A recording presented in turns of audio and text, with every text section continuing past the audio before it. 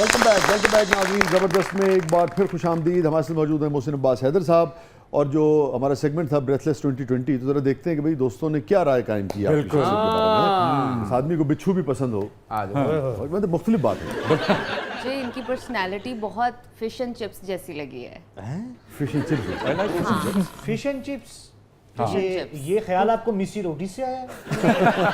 कैसी लगी है? Fish and chips. Fish and chips इन्होंने शायद नहीं खाई होगी, इसलिए इनको नहीं पता। वो लंगर च मिलती नहीं ना। Well said. नहीं, फिश एंड चिप्स कैसे हो सकता है? हाँ, जरा थोड़ा खोलें इस हाँ, मुद्दे को। ऐसा फूड जो सब खाते हैं, बच्चे भी शौक से खाएं, बड़े भी शौक अच्छा। से खाएं, तो मुझे ऐसा लगता है ऐसी Mohsin is available for everybody. हाँ, ऐसी पर्सनालिटी जो सब पसंद करें। बच्चों, बूढ़ों और औरतों में यकसा मकबूल। हाँ, थैंक यू सो मच। अभी तो शुक्र है ना बिच्छू भाई यस का है, वरना तो वो परफॉर्म करके दिखा देते। दैया रे चढ़ गए पापी बिच्छुआ, दैया रे चढ़ गए पापी बिच्छुआ, कैसो रे पापी बिच्छुआ, कैसो रे पापी बिच्छुआ। बस कर दे, मेरी ख्यालन वाली तबीयत हो गई। मतलब क्या है प्रोग्राम के इस मरले में? जी, अब हमारा सेगमेंट है जबरदस्त पब्लिक सब जानती है, और इसमें पब्लिक आपसे कुछ भी पूछ सकती है। कुछ भी? हाँ, और आप चाहें तो कुछ भी जवाब दे दे। Okay, bring it on. मगर हम कुछ भी लगा नहीं सकते, ये ज़हन में रखिएगा। जी, तो बढ़ते हैं जबरदस्त पब्लिक की तरफ। मेरा नाम इमरान है और मेरा मोहसिन भाई से सवाल है कि आप फुल ऑफ एनर्जी हैं, तो कितने एनर्जी ड्रिंक्स पीकर आप सेट पर आते हैं? माशाल्लाह। ये जो बंदा हर जुम्मे चिट्टा सूट पाता भाई, कोई तो ब्याह तो बुलाएगा। ये तो मुझे लगता है कि बिल्ट इन है वो, ऊपर से लेकर आया हूं मैं, सो मुझे मोहताजी नहीं होती ना एनर्जी ड्रिंक्स की।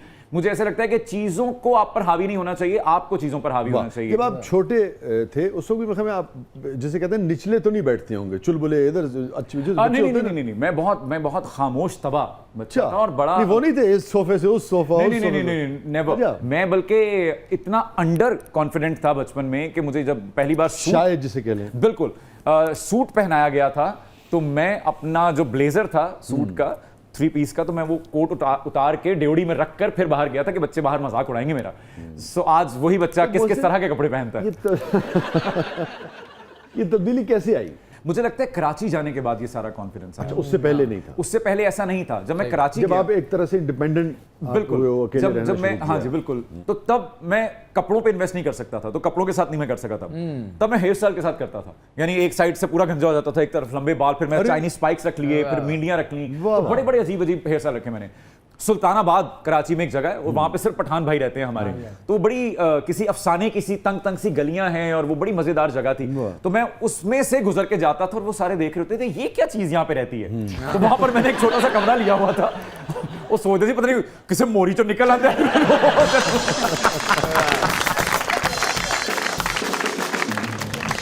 जी मोहसिन भाई, आपको पाकिस्तान का रणवीर सिंह कहा जाता है।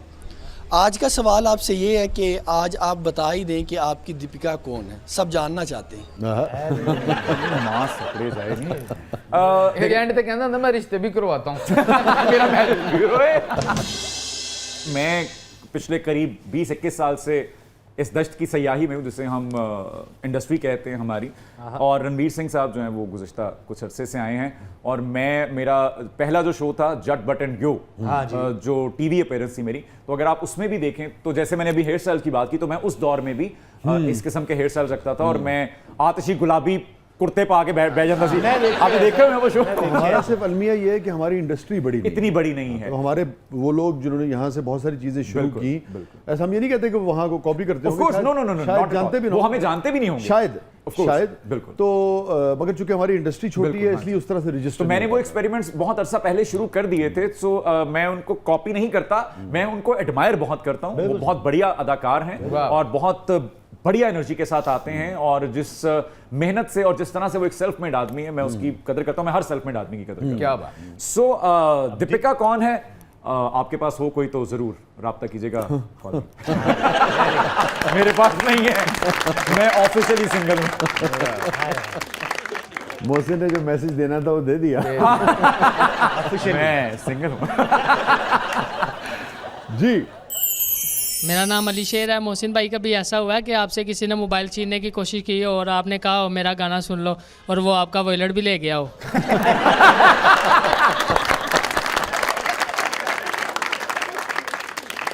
अब इस बात का मोहसिन साहब से क्या जवाब लिया जाए। नाज़रीन स्टे विद अस, कहीं नहीं जाइएगा। छोटे से वक्फे के बाद वापस आते हैं। हमारे साथ मौजूद है मोहसिन अब्बास हैदर। आप देख रहे हैं जबरदस्त।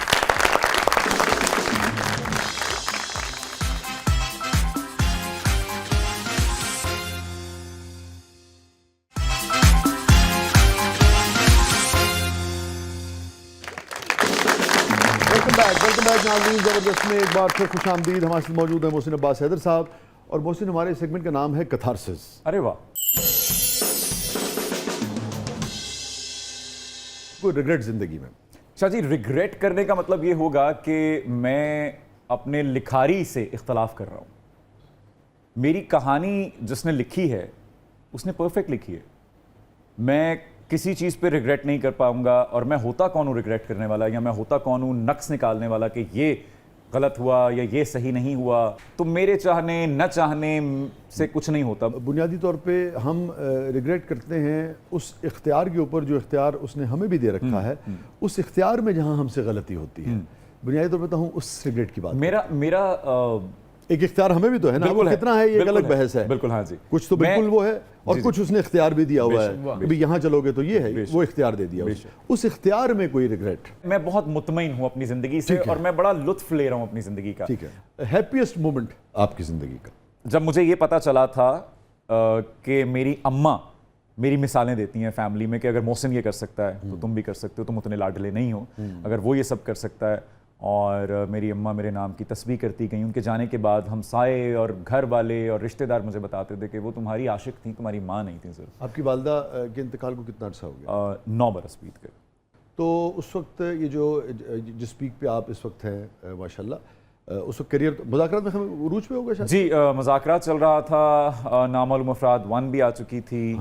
पहली इब्तदाई जो बड़ी कामयाबी, तो क्या जज्बात थे आपकी वालदा के? हम लोगों ने एक साथ, अगर मेरी याददाश्त मेरा साथ दे, तो नामालूम अफराद सिनेमा में देखी थी। तो फैसलाबाद में हमने देखी थी। मुझे याद है वो ऐसे ऐसे करके देखती थी, स्क्रीन देखती थी और फिर मुझे देखती थी। And the pride on her face. किस मौके पे आपकी वालदा अल्लाह को प्यारी हुई? उसके बाद ज़िंदगी में किस मौके पे सबसे ज़्यादा माँ आपको, यकीनन 24 घंटे याद रहती हैं, आती हैं, मगर उतने कोई ऐसा मोमेंट जो बहुत ही शिद्दत से याद आई हो कि यार आज माँ होती? अम्मा कुछ फट ऐसे होंगे जिन्हें नहीं पढ़ते, और मैं दुआ करता हूँ कि ये ज़ख्म कभी ना भरे। मैं चाहता हूँ कि ये रिश्ता रहे इसमें से लहू, क्योंकि अगर ये भी भर गया तो मेरे पास कुछ रहेगा नहीं। मैं बहुत ज़्यादा ही मैं बड़ा फैमिली ओरिएंटेड सा आदमी हूँ, और मेरे पास काम ख़त्म होने के बाद घर की तरफ भागने के लिए जो वजूहात हैं उनमें से एक वजह कम हो गई। फिर मेरे मामू, मेरे जो उस्ताद भी थे, वो मेरे दोस्त भी थे, उनका भी इंतकाल हो गया। तो इन हाथों ने बहुत से लोग रुखसत कर दिए, मगर उनमें सबसे भारी जो जनाजा था, एक तो वो मेरी साहबजादी का था, अल्लाह, एक माह की, एक हफ्ता और एक माह की। उसके बाद फिर जब अम्मा भी चली गई तो फिर मेरे ख्याल में अब अगर लोग मुझसे पूछें कि आप अभी भी, अगर लोग मुझसे हैरत करते हैं कि आप ज़्यादा हंसते नहीं हैं या ज़्यादा बात नहीं करते, तो मेरे नहीं ख्याल कि किसी, अगर कोई मेरे माजी को या मुझे जानता है तो मेरा नहीं ख्याल कि वो उसे हैरत करनी चाहिए इस बात पे कि मैं जब आम जिंदगी में कहीं बैठा हूँ या मिला हूँ उनको तो मैं खामोश हूँ या मैं उदास हूँ। मैं अपने बारे में कहा करता हूँ कि अगर मैं उदास हूँ तो मान लीजिए कि मैं ठीक हूँ, अगर मैं खुश हूँ तो परेशान होने की बात है कि ये खुश क्यों है, इतना क्या छुपा रहा है ये।